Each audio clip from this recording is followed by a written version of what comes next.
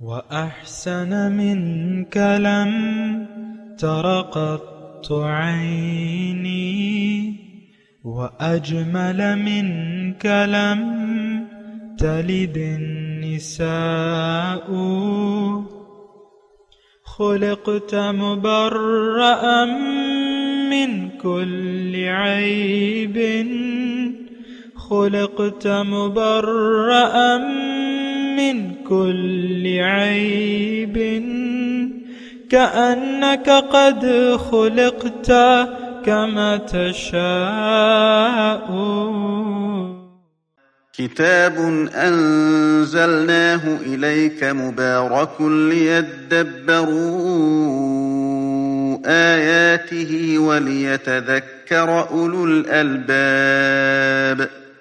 یہ کتاب برکت والی ہے جسے ہم نے آپ کی طرف نازل فرمایا ہے تاکہ دانش مند لوگ اس کی آیتوں میں غور و فکر کریں اور نصیحت حاصل کریں.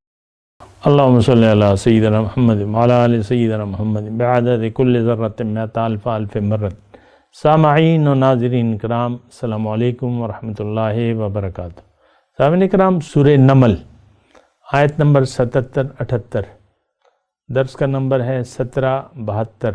آج کا موضوع، کیا ہم خواہشات دنیا کی آگ میں گر چکے ہیں؟ اس کے ساتھ آج کے سبق کا آغاز کرتے ہیں. سب سے پہلے گزشتہ سبق کا اعادہ ہوگا. اعوذ باللہ من الشیطان الرجیم. پناہ مانگتا ہوں میں اللہ کی شیطان مردود سے. بسم اللہ الرحمن الرحیم. شروع اللہ کے نام سے جو بڑا مہربان نہایت رحم والا ہے. ان هذا القرآن يقص على بني إسرائيل أكثر الذي هم فيه يختلفون. بے شک یہ قرآن بنی اسرائیل کے سامنے اکثر باتیں جن میں وہ اختلاف کرتے ہیں بیان کر دیتا ہے. سامعین کرام، سورہ نمل آیت نمبر 78. ان ربک یقضی بینہم بحکمہ. اللہ تعالیٰ تمہارا رب ان لوگوں کے درمیان فیصلہ کرے گا اپنے حکم سے. وَهُوَ الْعَزِيزُ الْعَلِيمُ، اور وہ زبردست ہے اور سب کچھ جاننے والا ہے. فیصلہ تو اللہ، یعنی فیصلہ کرنے والی ذات تو اللہ تعالیٰ کی ہے، اور فیصلے کا دن بھی ہے، لیکن فیصلہ شروع ہو جاتا ہے. جیسا کہ میں نے آپ کو کہا کہ جزائے اعمال جو ہے، یعنی اللہ کا حکم، یہ بات نوٹ کر لیں، اللہ کا حکم جو ہے وہ جاری و ساری ہے. اس کو کہتے ہیں، دیکھیں، قوانین قدرت. ہدایت کے متعلق بھی قوانین ہیں اللہ تعالیٰ کے، اور گمراہی کے متعلق بھی ہے، اور وہ اللہ تعالیٰ نے بیان کر دی ہے.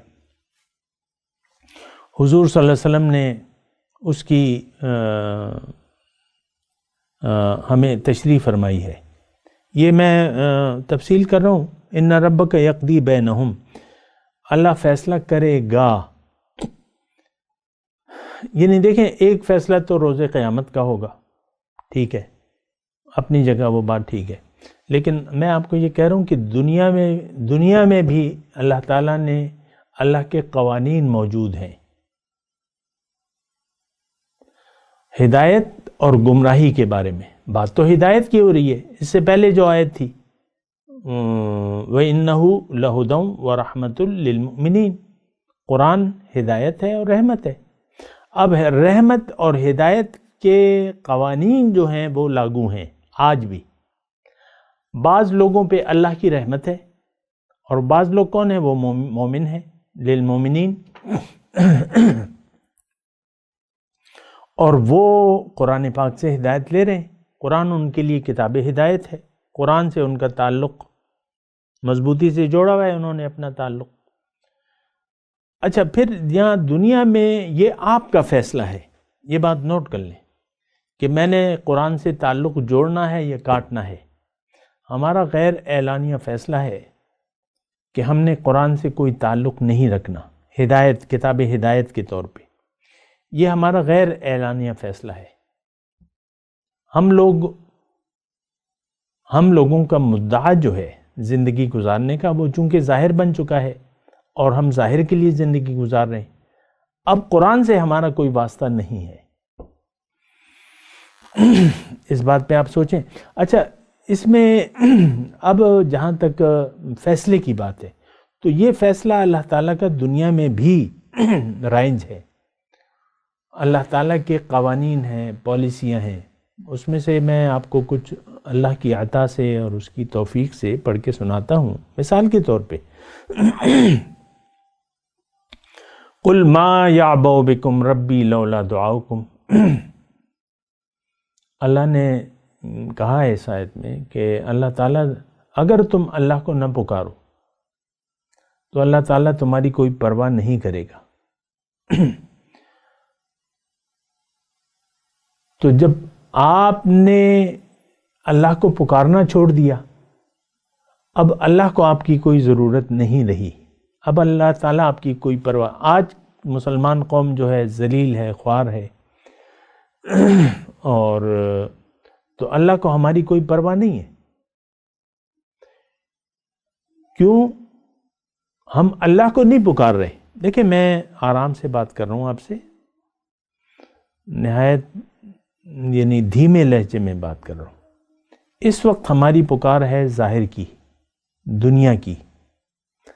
اللہ کو نہ ہم پکار رہے ہیں، نہ اس کی ضرورت محسوس کر رہے ہیں.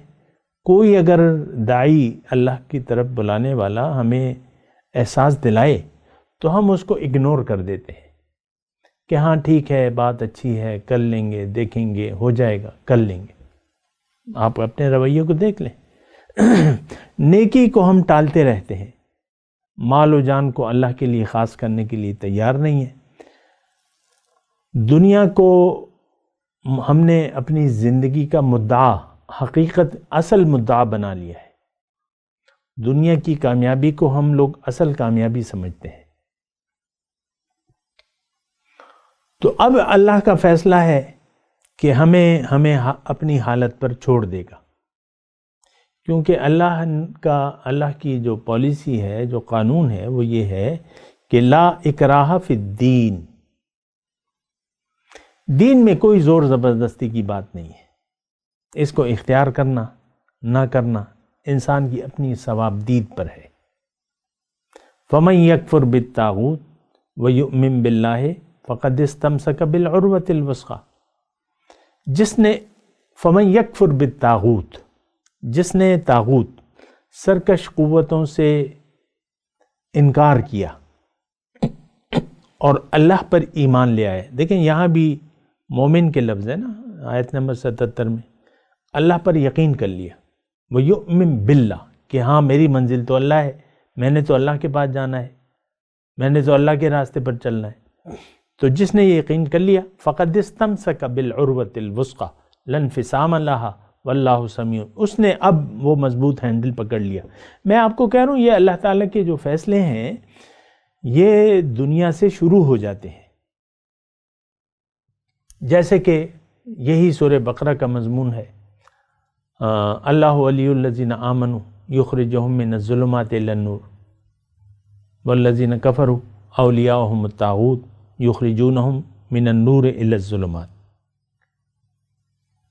اللہ تعالیٰ مومنوں کا دوست ہے، یعنی جو یقین کر لیتا ہے، اللہ کو منزل بنا لیتا ہے، اللہ کے راستے پر چلنے کا عزم کر لیتا ہے، پیغمبر کی اسوہ حسنہ کو قبول کر لیتا ہے اپنے لیے، تو اللہ تعالیٰ اب اس کا دوست ہے. یہ اللہ تعالیٰ، ظاہر ہے کہ اللہ کی بات کے لیے مجھے تو کسی دلیل کی ضرورت نہیں ہے کہ میں آپ کو یقین دلاؤں کہ یہ بات، اللہ تو سچا ہے، قانون اس کا یہ ہے. اب جب آپ ایمان لے آئے اللہ پر اور طاغوتی قوتوں سے انکار کر دیا، طاغوتی یکفر بالطاغوت کی میں تھوڑی سی بات کر رہا ہوں کہ دیکھیں طاغوت کیا ہے؟ ظاہر سرکش قوتیں جو آپ کو اللہ کے راستے سے روکتی ہیں. اب اندرونی طور پہ شیطان ہے، نفسانی قوت ہے. نفس آپ کو ظاہر کے لیے، ظاہر آپ کو آپ کے نفس کو ظاہر خوشنما ہے، نفس کے سامنے ظاہر خوشنما نظر آ رہا ہے، یہ چمکتی دمکتی گاڑیاں، یہ عہدے، گریڈ 26 گریڈ 27، یہ کارخانہ، یہ کاروبار، یہ عہدہ، یہ وزیر، مشیر، اور یہ جو ہے سیکرٹری کی بھی ہوتا ہے نا، چیف سیکرٹری، اور وزیر اعلیٰ، وزیر اعظم، اور یہ باقی سارے عہدے، یہ ہمیں اچھے نظر آتے ہیں، اسی کے لیے آپ دیکھ لیں اپنی زندگی گزار دیتے ہیں۔ ہر ایک کے اپنے ٹارگٹس ہوتے ہیں، وہ پہنچتے ہیں یا نہیں پہنچتے، لیکن ٹارگٹ رکھتے ہیں۔ ایک کیپٹن جو بھرتی ہو گیا فوج میں، میرے خیال میں وہ ترقی کے خواب ضرور دیکھے گا، کیونکہ وہ سسٹم ہے ان کا جو بھی ہے۔ تو ہم لوگ جو ہیں ظاہر پرست ہیں، ظاہر کے لیے زندگی گزار رہے ہیں، تو ظاہر پرستوں کے لیے اللہ تعالیٰ کا فیصلہ ہے کہ میں ان کو زبردستی راہ ہدایت پر نہیں لاؤں گا۔ ان ربک یقضی بینہم، اللہ کا ایک فیصلہ دنیا میں ہے، موجود ہے، قوانین قدرت ہم اسے کہتے ہیں، ہدایت کے لیے بھی ہے اور گمراہی کے لیے بھی ہے۔ تو اگر آپ طاغوت سے انکار کر دیتے ہیں، اللہ پر یقین کر لیتے ہیں، اللہ کو منزل بنا لیتے ہیں، پھر اللہ تعالیٰ کہتا ہے میں تمہارا دوست ہوں، اندھیروں سے میں تمہیں نکال کر روشنی کی طرف لے آؤں گے۔ لیکن والذین کفروا، جن لوگوں نے انکار کیا حق کو قبول کرنے سے، اللہ کی دعوت کو قبول کرنے سے، اللہ کے رسول کی دعوت کو ماننے سے، اللہ کو منزل بنانے سے، دنیا پر آخرت کو ترجیح دینے سے انکار کیا، اور یہ سب کچھ ہم نے کیا، ویسا ہم نے کیا، زیادہ پریشانی کی ضرورت نہیں ہے۔ ہم سب لوگ آخرت سے انکاری ہیں، دنیا کا اقرار ہے، دنیا ہماری نظر میں حقیقت ہے، دنیا کا فائدہ اصل ہے، اسی لیے کے لیے ہم دوڑ رہے ہیں، دوڑ دھوپ جو ہے دنیا ہی کے لیے۔ آپ دیکھ لیں، اس میں تو دیکھیں مجھے کوئی خاص دلائل دینے کی ضرورت بھی نہیں ہے، سچی بات یہ ہے، یہ سارا معاشرہ پکار کے کہہ رہا ہے کہ اللہ ہماری نہ منزل ہے، نہ ہم اس کو مقصود حیات بنانا چاہتے ہیں، ہماری منزل تو دنیا ہے، ہم نے دنیا کے لیے جینا ہے اور دنیا کے لیے مرنا ہے، ہمیں یقین ہے کہ دنیا کا فائدہ اصل فائدہ ہے۔ کل ہی کی بات ہے، گزشتہ کل ہمیں کوئی مسجد کی لیے جگہ چاہیے تھی، تو کسی کے ساتھ میں گھوم رہا تھا، کوئی مجھے زمینیں دکھا رہا تھا، تو اب میں نام تو نہیں لوں گا، مردان میں ہو سکتا ہے مردان میں بھی لوگ میری بات سنیں بھی، پھر یہ تو نام لینا مناسب نہیں ہے۔ ایک مردان کی ایک شخصیت تھی جو کاروباری شخصیت تھی، تو اب وہ مر گئی ہے، مطلب 20 سال ہونے کو ہے، بیٹا ہے اس کا، 2 بیٹے تھے اس کے، جو بھی ہے، تو ادھر گرد و نواح میں اس نے بہت پراپرٹی خرید لی، کیونکہ کاروبار چمک رہا تھا اور وہ پراپرٹی کا شوقین تھا، تو بہت سی پراپرٹی۔ وہ میں ایک جملہ اس کا سنا رہا ہوں، جو میرے ساتھ گھوم رہا تھا، اس کی اپنی بھی پراپرٹی تھی، اور وہ مجھے دکھا رہا تھا کہ دیکھو یہ، تو اس نے ایک بات کی اس مرے ہوئے شخص کے لیے کہ وہ بڑا دور اندیش تھا، بڑی جائیداد جمع کر لی۔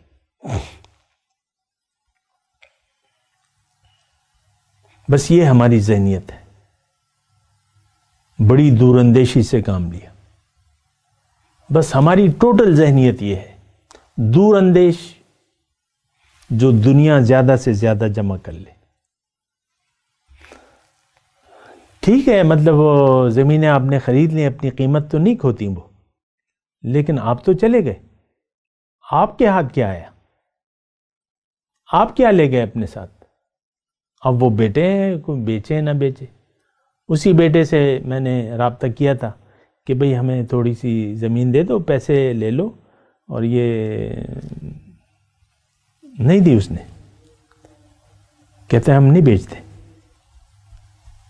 اب یہ دیکھیں، یہ ہمارا حال ہے، مسجد کے نام پہ اس نے زمین دینے سے ہی انکار کر دیا۔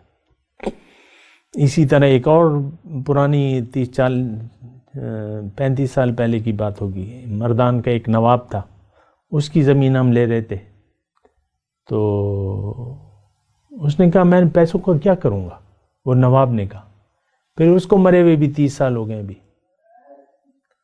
تو یہ سوچ ہے ہماری. بات ختم ہوگی. اب وہ مر گیا، زمینیں اسی طرح ہیں یا بیٹوں کے پاس ہیں، اب بیٹے اس پہ سانپ بن کے بیٹھے ہوئے.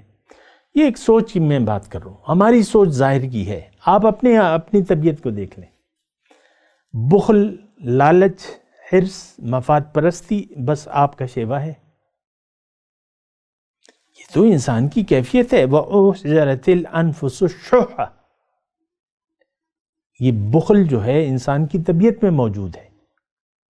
لالچ، بخل، مفاد پرستی، ہر معاملے میں آپ دنیا کا مفاد دیکھتے ہیں کہ دنیا میں مجھے کیا فائدہ ہے، بس بات ختم ہو جاتی ہے. تو بہرحال میں بات کر رہا ہوں،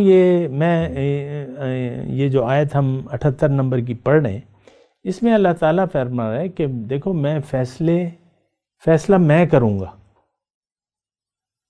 تم تو اپنے مفادات کے لیے زندگی گزار رہے ہو، لیکن فیصلہ میں نے کرنا ہے. میں نے جو مال دیا، حدیث میں اس کی آیا ہے، مفہوم میں بیان کروں. اللہ تعالیٰ انسان سے پوچھے گا عمر کس میں تم نے گنوائی، مال کس طرح کمایا، کہاں خرچ کیا، اور اس قسم کی سوالات ہیں. پوری مجھے حدیث یاد نہیں ہے، لیکن حساب کتاب تو ہوگا. اب قبر میں جب ہمیں لٹایا جائے گا ہمیں تو یقین نہیں ہے وہ سوال و جواب پہ، کیونکہ وہ سوال و جواب تو اللہ کے رسول نے بیان کر دیے ہیں، لیکن ہم اس وقت بھی وہ قبر میں جو مرکزی 3 سوالات ہیں اس کا جواب آج بھی ہمارے پاس نہیں ہے، اور ہماری کوئی دلچسپی بھی نہیں ہے کہ ہم اپنے رب کو پہچان لیں، اپنے دین کو پہچان لیں، اپنے رسول کو پہچان لیں. ما کنت تقول فی حق ھذا الرجل، سبحان اللہ. حضور صلی اللہ علیہ وسلم تشریف لائیں گے اور فرشتے پوچھیں گے کہ تم کیا کہتے ہو اس شخص کے بارے میں. ہم کیا کہتے ہیں آج، ہم کیا کہتے ہیں؟ کچھ بھی نہیں. ہم غیر اعلانیہ طور پہ یہ کہہ رہے ہیں کہ رسول کے اسوہ ہمارے لیے نہیں ہے. یہ پکار کے یہ قوم کہہ رہی ہے، پوری امت اجتماعی طور پر یہ پکار رہی ہے کہ رسول ہمارے لیے ان کا اسوہ حسنہ ہمارے لیے نہیں ہے. کیونکہ دیکھیں ایک بات ہے، وَلَكُمْ فِي رَسُولِ اللَّهِ أُسْوَةٌ حَسَنَةٌ لِمَنْ كَانَ يَرْجُو اللَّهَ وَالْيَوْمَ الْآخِرَ وَذَكَرَ اللَّهَ كَثِيرًا. قرآن کی آیت ہے، تمہارے لیے اے مومنو، تمہارے لیے رسول کی ذات میں ایک بہترین نمونہ ہے عمل کے لیے. ان کا اسوہ تمہارے لیے نمونہ ہے، لیکن کس کے لیے؟ لمن کان یرجو اللہ، جو اللہ سے ملاقات کا امیدوار ہو اور یوم آخرت میں کامیابی کا امیدوار ہو اور اللہ کو بہت بہت یاد کر. اب یہ تینوں صفات ہم میں موجود نہیں ہیں.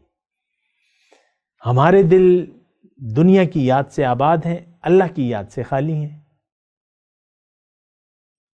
اور یوم آخرت پہ تو ہمارا یقین ہی نہیں ہے. عملی طور پہ یوم آخرت پر یقین نہیں ہے، اور اللہ کی یاد تو ہے ہی نہیں ہمارے دل و دماغ میں. ہم نے تو اللہ کو بھلایا ہوا ہے مستقل طور پہ.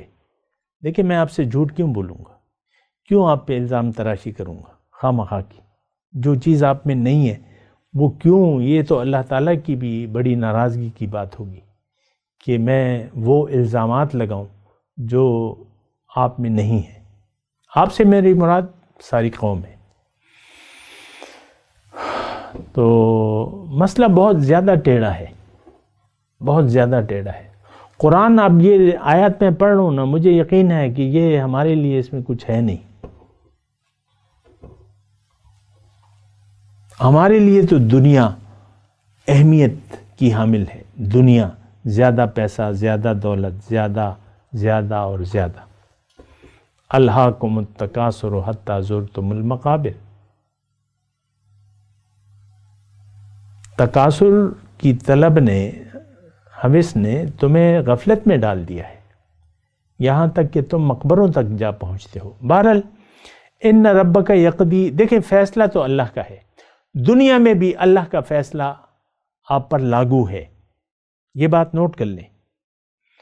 جو بھی اللہ نے آپ کے متعلق فیصلہ کیا ہے اس کو آپ بیٹ نہیں کر سکتے، اس سے آپ آگے نہیں بڑھ سکتے۔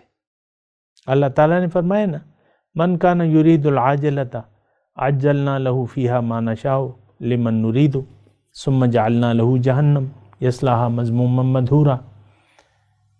جس نے ارادہ کیا عاجلہ کا، عاجلہ مطلب دنیا، تو اس کو میں دے تو دوں گا، لیکن کس کو؟ جس کو میں چاہوں۔ کتنا دوں گا؟ جتنا میں چاہوں۔ پھر اس کے لیے جہنم ہے۔ یہ آیت خاص طور پہ ہمارے لیے ہے، آج کے مسلمانوں کے لیے۔ ہم سب عاجلہ کے طلبگار ہیں، دے دے یا اللہ، دنیا میں دے دے، پر جو دینا ہے دنیا میں دے دے، آخرت میں تو دیکھیں گے، دیکھی جائے گی، جب پڑے گی تو دیکھیں گے، جب پڑے گی تو آپ کو پتہ چل جائے گا، لگ پتہ جائے گا۔ تو بہرحال دیکھیں، بہت ہی ایک نازک صورتحال پہ ہے۔ میں نے آپ سے پہلے بھی کہا تھا کہ ہم انسان جو ہے جب پیدا ہوتا ہے، جب یہ ہوش سنبھالتا ہے تو یہ آگ کے گڑھے کے کنارے ہوتا ہے۔ اب یہ اگر پیغمبر اللہ کی اور اس کی رسول کی دعوت کو سن لے، اللہ کو منزل بنا لے اور اللہ کی راستے کی طرف، اللہ کے راستے پر چلنا شروع کر دے، تو یہ پھر اس گڑھے سے بچ جائے گا۔ دیکھیں یہ الفاظ جو میں کہہ رہا ہوں یہ قرآن میں ہے، وَكُنْتُمْ عَلَى شَفَا حُفْرَةٍ مِّنَ النَّارِ فَأَنْقَذَكُم مِّنْهَا، کہ تم اے مسلمانوں، تم آگ کے گڑھے پر تھے،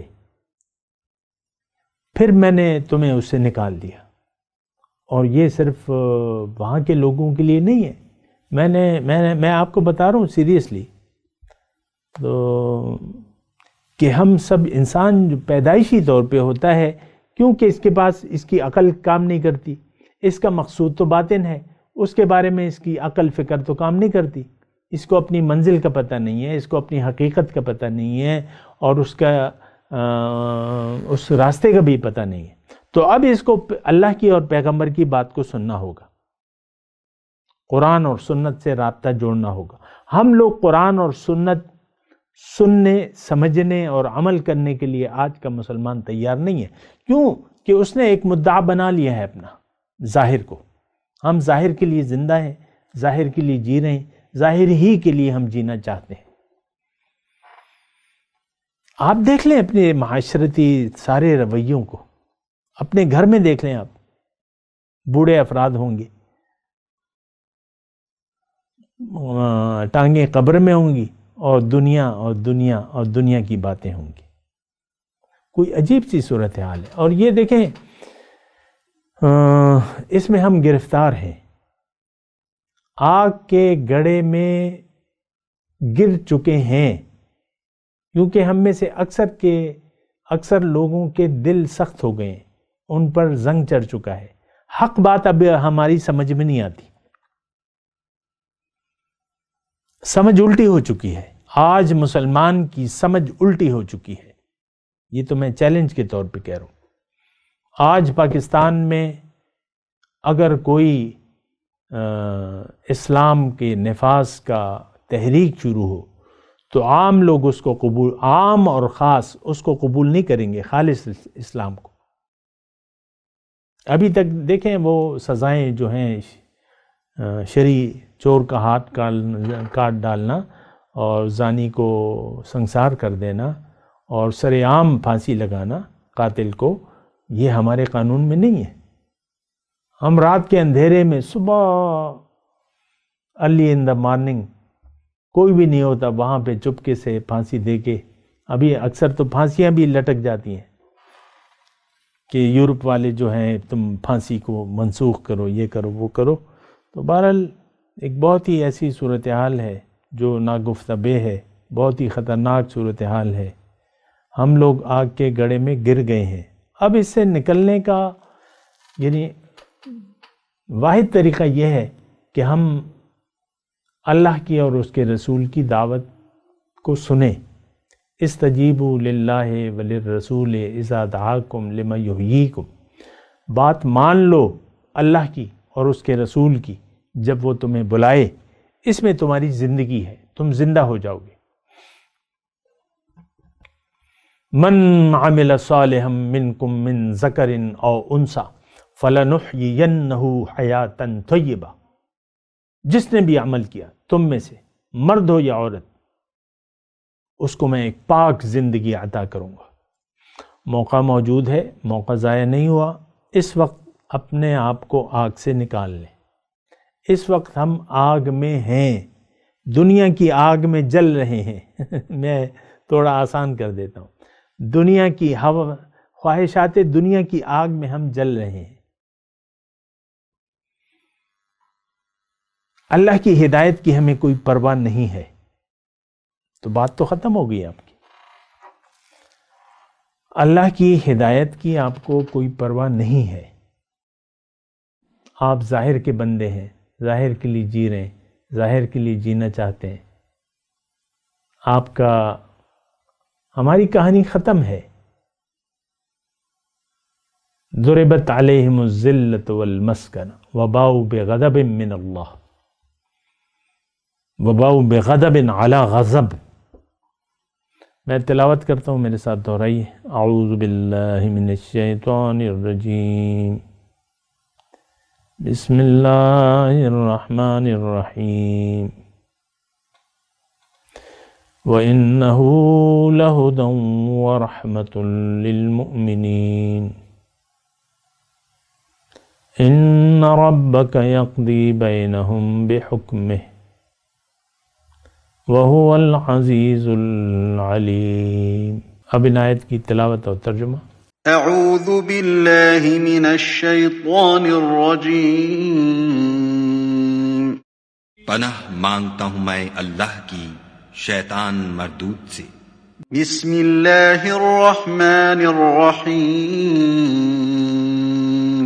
شروع اللہ کے نام سے جو بڑا مہربان نہایت رحم والا ہے۔ وَإِنَّهُ لَهُدًى وَرَحْمَةٌ لِّلْمُؤْمِنِينَ، اور بے شک یہ مومنوں کے لیے ہدایت اور رحمت ہے۔ إِنَّ رَبَّكَ يَقْضِي بَيْنَهُم بِحُكْمِهِ وَهُوَ الْعَزِيزُ الْعَلِيمُ، تمہارا پروردگار قیامت کے روز ان میں اپنے حکم سے فیصلہ کر دے گا اور وہ غالب اور علم والا ہے۔ اس کے ساتھ ہی آج کے درس کا وقت اختتام کو پہنچا۔ اگلے درس میں انشاءاللہ ملاقات ہوگی۔ وآخر دعوانا ان الحمدللہ رب العالمین، والسلام علیکم ورحمۃ اللہ وبرکاتہ۔ مولایا صلی وسلم دائما ابدا علی حبیبک خیر الخلق کلہم۔